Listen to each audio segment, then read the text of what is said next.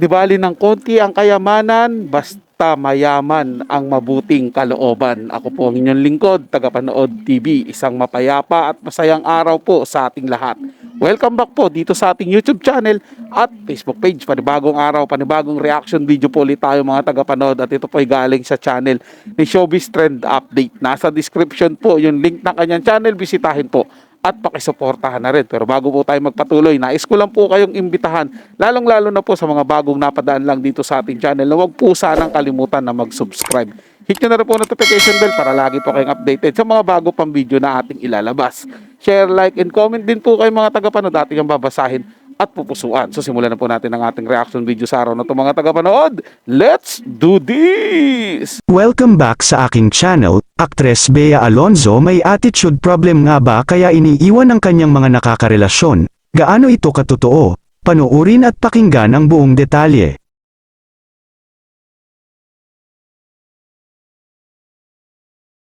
Inuulan nga ngayon ng mga batikos ng mga netizens ang aktres na si Bea Alonzo dahil sa naging panayam sa kanya kamakailan sa magiging kasal sana nila ni Dominic Roque.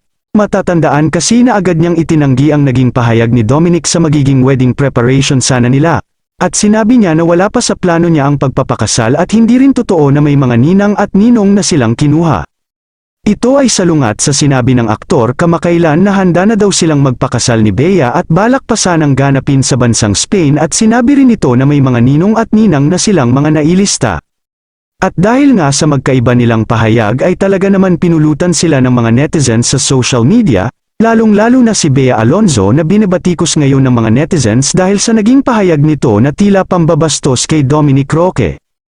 Ayon naman sa mga balitang kumakalat ngayon at mga naglalabasan na balita sa iba't ibang pahayagan ay may attitude problem umano si Bea Alonzo kaya hindi nagtatagal sa kanya ang kanyang mga nakakarelasyon. Tulad na lang daw noon nung naging boyfriend ni Bea si Zanjo Marudo, kaya rin daw sila naghiwalay ay isa sa mga dahilan ay ang ugali ni Bea Alonzo na hindi rin nagustuhan ng pamilya ni Zanjo. Noong nakarelasyon naman ni Bea si Gerald Anderson, matatandaan naman na inulan ng bash ang aktor dahil umano sa pang-go-ghost daw ni Gerald sa kanya.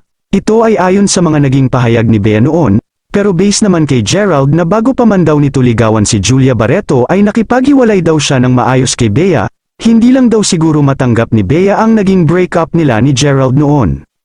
Siguro si Bea Alonzo na daw ang may problema talaga pagdating sa ugali, dahil kung tutuusin daw ay mabait naman si Dominic Roque at wala na siyang hahanapin pa, at kahit papaano ay may naipundar naman sa buhay at may kaya rin ang pamilya. At ayon naman sa source ni OG Diaz ay hindi rin daw boto ang nanay ni Bea kay Dominic dahil mapera si Bea at maraming endorsement hindi gaya ni Dominic na hindi naman ganun kasikat at karami ang mga endorsement.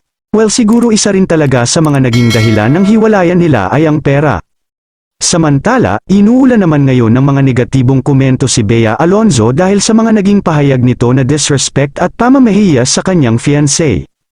Komento ng mga netizens, sa pamilya pa lang ni Zanjo Marudo may ugali na talaga yan, pasweet lang pero, Bea ang may problema nagbibilang na ng lalaki siguro iba ang gusto, kahihiyan na lang siguro kaya ka nag-aido sa jowa mo, hindi mo pala bet pa magpakasal, kaya nga siya iniwan ni Gerald kasi may attitude problem yan eh.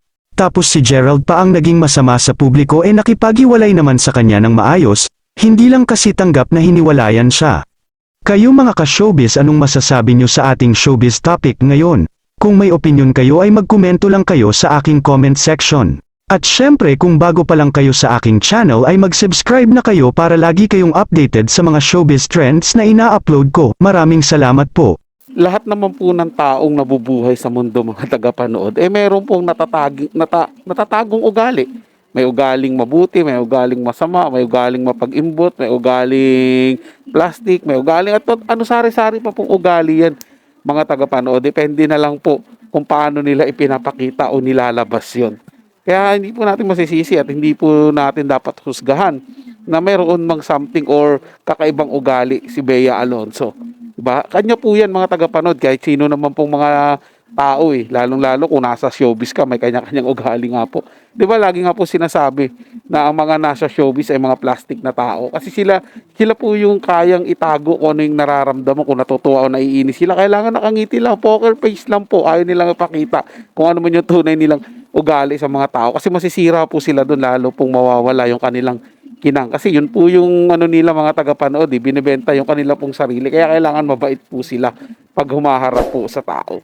Kaya nga po, mas tumatagal yung tunay na may mabubuting kalooban o yung tunay na mababait sa showbiz kasi hindi po nila kailangan maging plastic o magpakitang tao lang.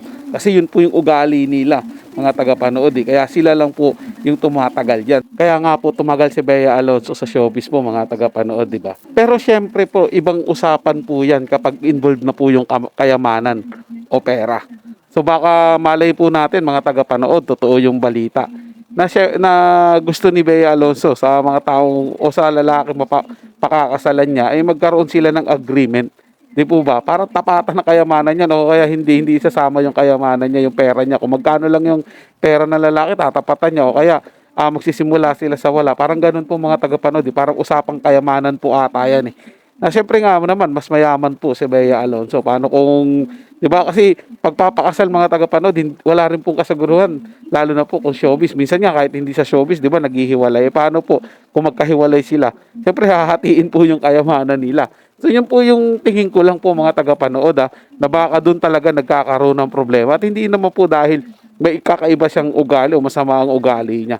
Ba? Kasi siyempre po mga tagapanood, matagal niya pong pinaghirapan o kinita yung pera na yan o yung mga kayamanan na yan eh. Tapos sa isang igla pag nag-asawa ka, pagsasama-samahin po yan ng inyong asawa. Kung lamang ka ron, ba parang lugi. Sa kanya po yan mga tagapanood. Baka ganun po yung iniisip ni Bea Alonzo. Hindi po ba? Sa ibang tao naman, siyempre pera lang yan. Ang importante pagmamahal. Ibang usapan naman po sa kanya. Sinisecured lang po niya siguro yung kapakanan ng pamilya niya. Na siyempre, pagdating nung araw, pamilya niya po, yung mga pinsa, mga kapatid niya po, yung makikinabang sa kayamanan niya. Tsaka sa magiging anak niya po. Parang ganun po siguro mga tagapanood. Pero syempre, ito po yung ating komento lamang o ito yung aking naiisip lamang mga tagapanood. Hindi po natin alam kung ano yung pawang katotohanan.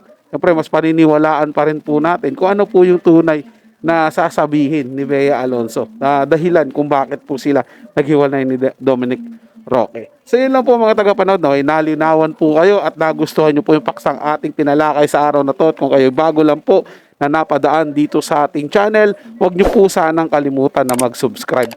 Hit nyo na rin po notification bell para lagi po kayong updated sa mga bago pang video na ating ilalabas.